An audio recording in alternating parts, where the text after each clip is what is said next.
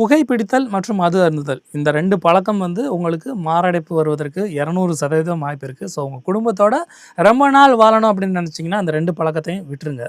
3வதாக 4வது மன அழுத்தம் மற்றும் நம்மளோட டென்ஷன் மென்டல் எபிலிட்டியும் வந்து மாரடைப்பு வருவதற்கான ஃபேக்டர்ஸ் இருக்கதா சொல்கிறாங்க. அதனால் அதுலேருந்து வெளியே வர்றதுக்கு தியானம் இருக்குது, யோகா, தளர்வு பயிற்சிகள் இருக்குது. இதெல்லாம் வந்து நம்ம மன அழுத்தத்தை குறைக்கும். மன அழுத்தத்தை குறைக்கிறதுக்கு உங்களுக்கு பிடிச்ச இடங்களுக்கு, அதாவது இயற்கையோட டச்சில் இருங்க. அதாவது மலை ஏறலாம், ட்ரெக்கிங் போகலாம், அண்ட் தென் கடல் அலைகளை வந்து ரசிக்கிறது, இந்த மாதிரி நிறைய விஷயங்கள் இருக்குது. அதையும் வந்து பண்ணிங்கனாலே உங்கள் மன அழுத்தம் வந்து ஈஸியாக வந்து ஃப்ரீ ஆகிடும்.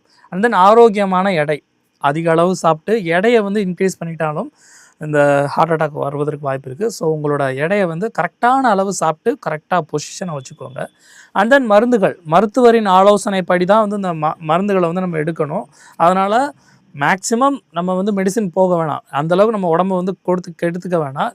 முடிஞ்ச அளவுக்கு நம்ம உடம்பை வந்து நல்லபடியாக பார்த்துட்டு, அதாவது சரியான அளவு உணவு, சரியான நேரத்தில் தூக்கம், இது உணவு, உறக்கம், உடற்பயிற்சி, இந்த 3 விஷயம் இருந்தால் போதும். யாருக்குமே வந்து மாரடைப்பு வருவதற்கான வாய்ப்புகள் கிடையாது. சிலருக்கு வந்து ஜெனட்டிக்கலாக வந்து இந்த மாரடைப்பு வந்து அதாவது பரம்பரையாக வருவதற்கு வாய்ப்பு இருக்கும். அப்படி இருக்கிறவங்களுக்கு வந்து 20 வயதிற்கு பிறகு வருஷத்துக்கு ஒரு தடவை வந்து இந்த இதய ஆரோக்கியத்தை வந்து சரி அதாவது செக் பண்ணிகிட்டே வரலாம். ஃபாலோ பண்ணிகிட்டே வந்தீங்க அப்படின்னா இஃப்கேஸ் ஏதாவது ப்ராப்ளம் இருந்தால் அதை வந்து கண்டிப்பான முறையில் வந்து க்யூர் பண்ணிக்க முடியும்.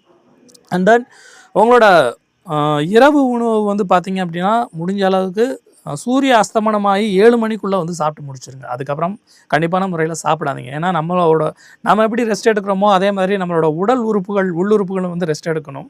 ஸோ முடிஞ்ச அளவுக்கு 7 மணிக்கு சாப்பிடுங்க, ஹெல்த்தியானதை சாப்பிடுங்க, நல்லா தூங்குங்க. நல்லா தூங்குனீங்கன்னா உங்களுக்கு வந்து நம்ம ஹெல்த்தே வந்து ஒரு டாக்டர் மாதிரி தான், அதுவே நம்மளை பார்த்துக்கிறோம். ஸோ